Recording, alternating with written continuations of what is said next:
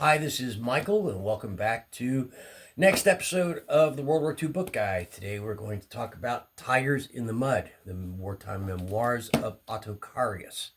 Now, Otto Carius was one of the top three German tank aces of World War II. Number one was Kurt Nipsel, number two, Otto Carius, number three, Michael Whitman. I don't want to get into debate about who really had the most or were they really that high, it was how they scored. That's a different debate. Generally speaking, these are considered the three top German tank aces. In common, they all, for the most of their career, commanded Tiger I tanks. Now, of the three, Michael Whitman and Otto Carius both received Germany's highest military honor, the Knight's Cross, with oak leaves, a second award. Kurt Nipsel, the highest ranked of the three, never received that award. Now, I'm going to digress for a moment. Kurt Nipsel was an enlisted guy. Both Otto Carius and Michael Whitman were officers. Both of them got the Knight's Cross with oak leaves. He never did. But, again, I digress. Back to the story. So the book itself tells his personal story.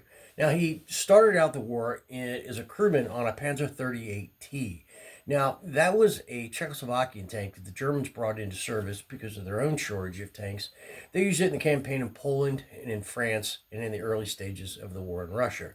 He fought almost exclusively on the Russian front. So he began in a Panzer 38T and then transferred to the 502nd Heavy Tank Battalion with Tiger I's. He says in his foreword that his original intent for this book was really just for the members of that unit. He began as a gunner, became a commander.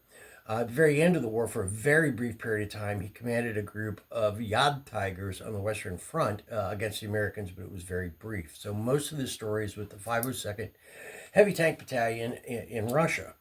And it's a really good first-person narrative of the war and what it was like to be in a Tiger tank.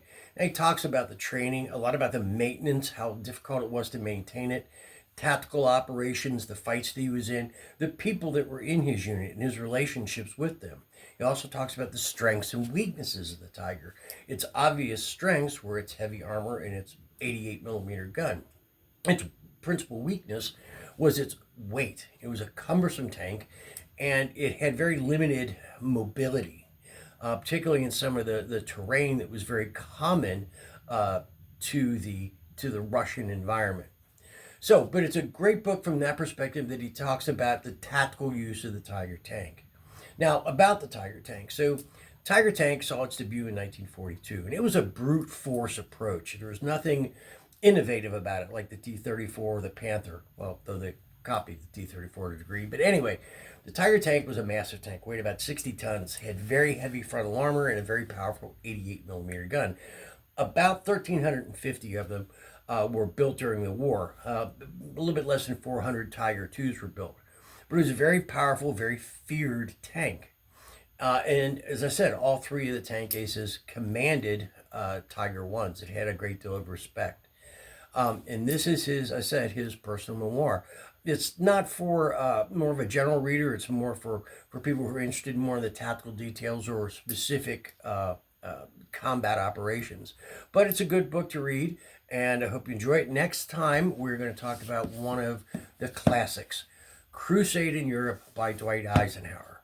So until then, I'm Michael, the World War II book guy, out here.